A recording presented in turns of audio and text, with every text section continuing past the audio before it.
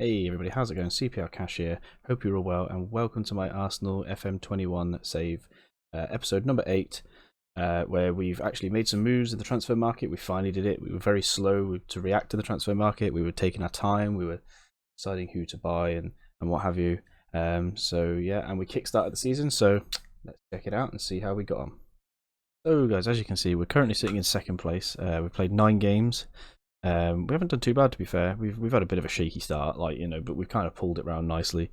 We've only conceded 4 overall. 21. We've scored 21. Our goal difference is 17. We tend to always score quite a lot each season, anyway. And with the arrival of a certain player, hopefully that will continue. But if we go back here, Lacazette is currently the top goal scorer, and Kieran Tierney is currently the top assister. So yeah, it's looking good early on. Looking good. We've scored 11 goals. I don't know how many in the league, but let's have a quick peek. 6 in 9, so not too bad. He's doing okay overall. But that's before we go into the schedule and before we see how we've got to where we are and who we've played so far. We'll go into the transfers and I'll show you who we've brought in. We've still got this guy to come in on a free. He's not too bad. It's worth taking a punt on him, I suppose, seeing as he's 17. He's got some potential, I guess. And if he hasn't, it's resale, so we can make some money on him. But let's go to the transfer history and let's see who we've got in and out. Now, we've brought in Timo Werner, Gianluca Mancini, Sebastiano Esposito, Dodo, and as we already know from previous episodes, Sandro Tonali. He come in on a free. With Dodo, we met his release clause. We were really delayed in making some of these transfer moves. We were watching other teams buy players when we only had a smaller amount of budget compared to them. We sold Hector Bellerin for 44. We didn't get much of that because at the time the transfer revenue was only like 45%, I believe. But it added a little bit to the kitty, and we were sort of sitting on 89 mil for quite a while. So we got in Dodo. We matched his release clause, brought him in. I think he's a brilliant right back. So this is kind of like Bellerin's long-term replacement. Only age 23 as well. So yeah, I'm kind of excited by him. I think he's a very good player. Now, with Werner and Mancini, we did those deals on installments, so we could get the extra player in terms of Esposito. Now, we didn't really want to get a quality striker already. We wanted to get like an Esposito class player to kind of like learn from Lacazette, so that it could kind of be sort of like what's the word? Like mentored into his new role, so it'd be like his replacement basically. We were mentoring his replacement. But with the fact that Chelsea listed Timo Werner, I couldn't help it. I had to get him in the end. He was listed quite early in the window, and of course we did most of our business late on. So with Timo Werner, he was kind of just sort of dangling there, teasing me, and I had to just go and get him in the end. So yeah, I'm really happy with that signing. We did make a bid for Lenglet, but we switched our attention to Mancini and we brought him in instead. So I'm super happy with that. Absolutely fantastic looking defender. Again, not too old, probably in his prime years. And Timo Werner, as we all know, absolutely quality striker. So yeah, I'm quite excited by the future. We've got some very, very good players in. And as we say, we got rid of a lot of people on a free and a lot of people on loan this season. So like I say, Esposito went back out on loan for 1 year at Inter because we didn't need that many strikers this season. And then Nketiah was another one that went out on loan to Norwich. So we'll see how he progresses, but the chances are we'll probably end up selling him permanently. Now if we go to the schedule, so we ended up playing Chelsea. I think we may have gone through this before, I'm not 100% sure, but we actually started the stream here at Man City, but we did beat Chelsea 1-0 in the Community Shield, so we've won that again for the second time. Tottenham 3-0, Man City 1-1, and then we got a very disappointing draw to Fulham.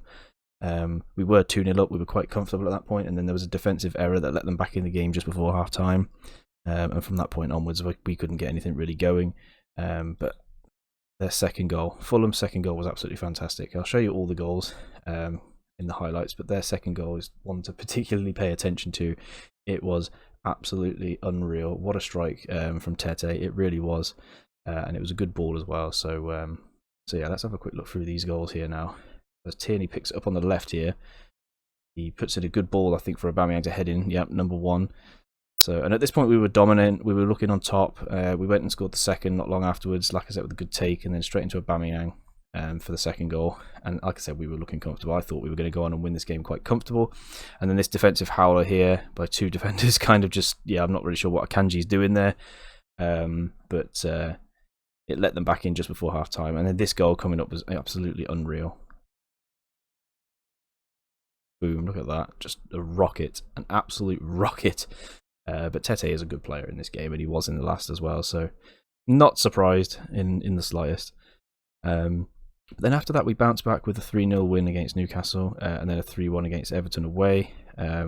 We lost 2-0 to Man United in the Carabao Cup, so we're no longer the Carabao King anymore.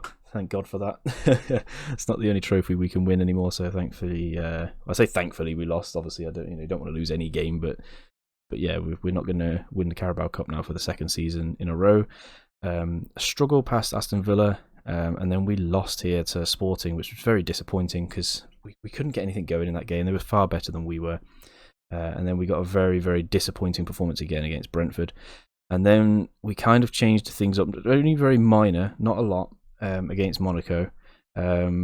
And we absolutely dominated them. And then from then onwards, we've been completely dominant since. So getting a good result here against Juventus as well, which puts us back into that Champions League qualification, not qualification, but to the knockout stages, shall I say. So yeah, we're looking really good there. And then we ended the stream last night on a 4-0 win against West Ham. So yeah, we're looking good. We're looking very good now again. Wolves next, a little bit of a bogey team, and then Man United, which is a very important game coming up. We cannot lose these next 2 games. I feel like we've got to win them. In fact, it's a very tough month, really, because we've got Wolves, Man United, Juventus, Chelsea, Sporting again, and Liverpool. So the pressure's on this month coming up, definitely. But I think we can if we get a good result against Wolves, Man United, and Chelsea, I think we'll be all right there, to be fair. And of course, if we get a good result against Sporting and potentially a draw here against Juventus, that should be more than enough. But yeah, I'm super happy with how we've turned it around after a couple of I'll say 1 disappointing draw and 2 disappointing losses, and a couple of disappointing performances, even though we've won in there. So, but we've turned it around nicely here at the end. We've brought in some good players. They're starting to gel, and Werner's sort of starting to settle a little bit now, which is really good. We've been playing him. He's only scored 1 in the league, but I think he's doing okay overall now. He scored 3 and 5, 2 sub appearances. So yeah, he's starting to click now, thankfully. Yeah, so I think really long term, Werner will be the Aubameyang replacement, and Esposito will probably be the Lacazette replacement, and that's kind of how it will be going forward.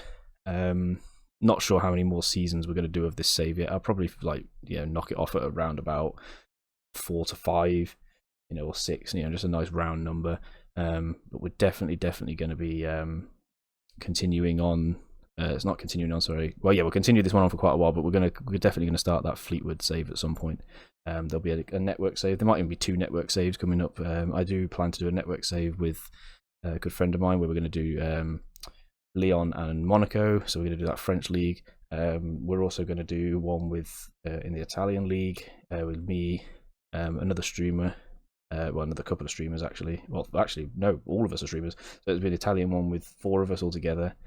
I'm taking on the role of Lazio in that one. And then there might be a draft or 2. So stay tuned. There could be quite a lot of videos coming out on YouTube, hopefully. But yeah, guys, if you do like the video, please hit that subscribe button. It does mean a lot. And come and check us out live on stream. I mean, all the details will be below. So you get to know where my stream is, all the details, including about me and things like that. So, but that's it for this episode, guys. So yeah, I will see you next time on episode 9. So yeah, thank you very much, guys, and I'll catch you later. Okay, guys. So now we move on to Evolving Mindset. Free organization, absolutely amazing people. They really, really are. And as you can see at the top there. Evolving Mindset offer free online advice sessions from qualified mental health nurses. They also offer mindfulness, stress, anxiety management, mental health awareness, and are also available should anyone need any support.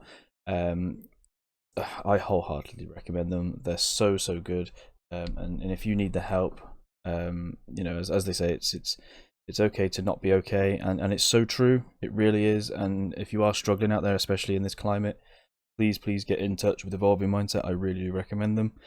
Shout out to Limo, one of their mental health nurses and directors. He is a streamer on Twitch. His details will be below. If you feel like you want to just connect with a Twitch streamer rather than contact the organization itself, please feel free to do that. Limo will 100% support you through anything. Amazing bloke, top streamer, and like I say, he will really help you out a lot.